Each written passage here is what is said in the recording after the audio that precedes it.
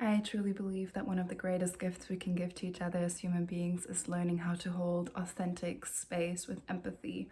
If someone else is going through an emotional roller coaster or process, instead of devaluing their feelings, instead of telling them to stop crying and to not feel what they feel, learning how to actually hold space and value the process they're in will change and shapeshift realities. And this is a gift you can give to someone else as well as to yourself.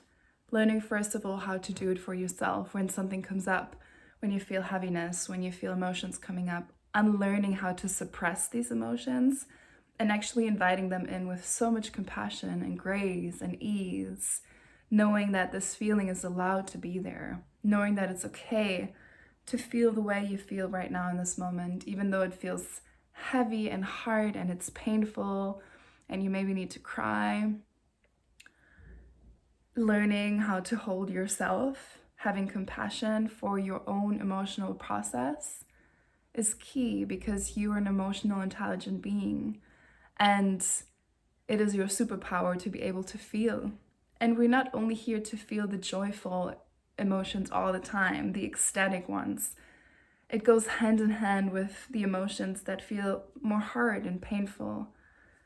Feelings such as frustration, anger, pain, disconnection, loneliness, they're all human. They're all meant to be here. They're part of this journey of evolving. They're messengers. They're key elements for your transformation.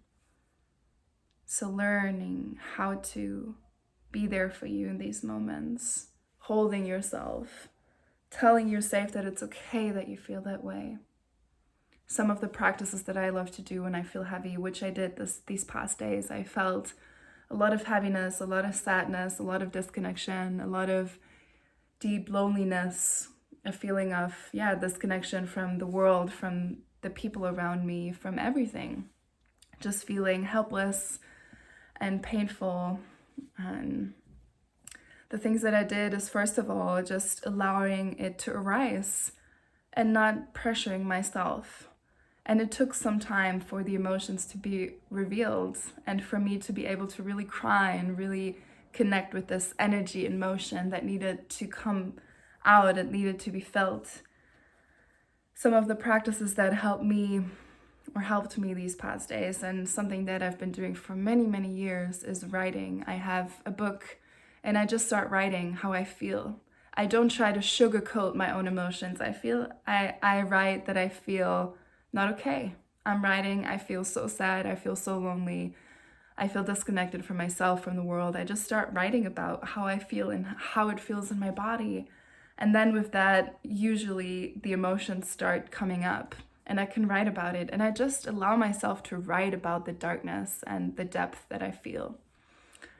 Something else that really helps me is being in nature and really connecting with the earth and really asking her to support me in that process and really reaffirming my own space and my own compassion towards myself over and over again, standing in front of the mirror in the morning, talking to myself, telling myself, hey, it's gonna be okay. You're so loved, even though it doesn't feel that way right now. You are so loved and so supported. And then one of the main keys is asking for support. That's why I have my own mentors for the past years and some really deep relationships of friends that I know are able to hold space for me. But one of the main reasons I'm doing this video right now is because I believe that so many of us don't know how to really hold space for each other.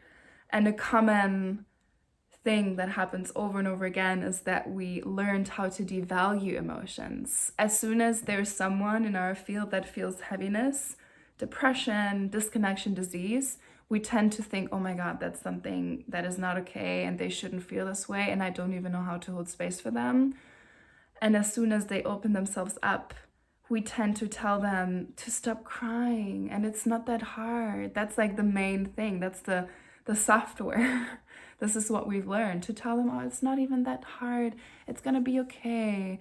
Devaluing their emotions, telling them to stop crying, to stop feeling that way. And that's horrible. That's horrible, and it makes things worse, and it makes you contract. That's why in my own life, I really choose to have these deep connections of humans that I know I can call whenever something comes up, when I need to talk, because for me, the deepest therapy is talking about my emotions and my feelings, even if they're horrible at times, even if they feel so painful and it feels so uncomfortable. For me, this is my main medicine, to talk through things and to be able to share how I feel, to be able to be witnessed in my process fully. And the people that I have in my life that are able to hold space for me, the way they do it is super beautiful, because basically the thing that you want to do is to create a safe container and to tell the person that is going through the emotions that they're safe, that they're held, and that you are there for them. Hey, I'm here for you. I'm here to listen to whatever you go through right now. It's okay that you feel these emotions. I'm here for you. Do you want to talk about it? I'm here to listen fully. And then another thing that is super important is to not try to bring your own story into it. I feel that's something we do so often. When someone is telling you, oh, I feel this or that, you tell them instantly, oh, I felt the same last week. It's like, okay, cool. But right now it's about me. It's about me wanting to be heard and seen and felt, and it's not about your process. So really trying, when you hold space for someone else, to keep the focus on their process. Of course, if in the end of the conversation you want to share about your own process a little bit, that's okay, but in the main moment, giving all the attention to them and reinforcing them, not only saying that you're sorry for how they feel, but really telling them, hey, it seems like a lot that you go through right now, and it sucks that you feel this heaviness right now. Please tell me more about it. I'm here for you. And seeing how they can open up in your presence is going to be so magical. And sometimes, or most of the time, it doesn't even need to be a 2-hour conversation. It's literally the first 5 to 10 minutes. If you truly are able to hold space for someone else and they're able to cry in front of you, they're able to be held, they're able to be witnessed, this is when the magic happens. Because in the end, what I realize over and over again is that we as human beings go through the same cycles. All of us feel the same pains at times. All of us feel frustration and anger and disconnection at times. All of us feel this deep feeling of loneliness and aloneness in the world. A sense of, disconnection from the entire reality and world around us. All of us feel sadness and just all of these core emotions. We all go through them. And when we're able to truly talk and be seen and witnessed in our humanness with grace and compassion, this is when the body can truly soften. This is when the body can truly relax. And being seen in your darkest darkness will transform it. Because then it's not dark anymore, because you take it out and you're seen and witnessed in this state, and then it's not suppressed anymore, but it's revealed. And the more we reveal these innermost dark aspects with courage and compassion and commitment over and over again, the more we can integrate them, the more we can integrate the shadow. And this is what we're here for. I believe we're not here to push things away, because the human experience, one of the laws of the universe is polarity. So there is always light and darkness coexisting in this world. It's a fact, it's a law. So being here only trying to run after the light, only trying to run after the ecstatic, it's not part of this experience. The part of this experience is to dive deep into the shadow, to bring it into the light, to bring it into our conscious, from the subconscious into this present moment, looking at it, giving it space and loving it and embracing it. This is true alchemy. True alchemy is not trying to push away an energy. True alchemy is taking the energy, taking an experience and transforming it. And you transform emotions by feeling them. This is why you feel. This is why we are capable to cry. This is why we're capable to laugh. This is the most natural state of a human being. Look at a little child. A little child can switch so quickly from feeling so ecstatic and blissful to feeling so much pain and crying and screaming. It can literally shift within a minute, within a second. This is natural. It's our natural ability. And it's okay. And it's okay for all of us to go through the darkness.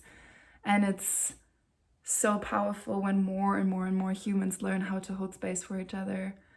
And one thing that I want to add to this, if you don't have anyone yet in your life that is able and capable to hold that space for you, there's people out there like therapists that can help you to be seen and witnessed. There are mentors and coaches out there that can hold you in your feelings, in your state that you're in. So even if you feel like there's no one right now, there is someone, and you can find this person for you. For me, in my own personal life, I'm in therapy for many years, and there's nothing wrong about it. That it doesn't mean that I'm depressed all the time. But knowing that I have my therapist that I can talk to every week, it's this one person that is only there to hold space for me. It's shifting everything. It's changing everything. So yeah, I hope you enjoyed this video. Let me know if there's any more questions. I hope this inspires you to reach out to humans that are able to hold space for you and learning how to hold space for others. If there's any more subjects you want me to share about, please write them in the comments. And I'm sending so much love and grace and compassion to all of us here.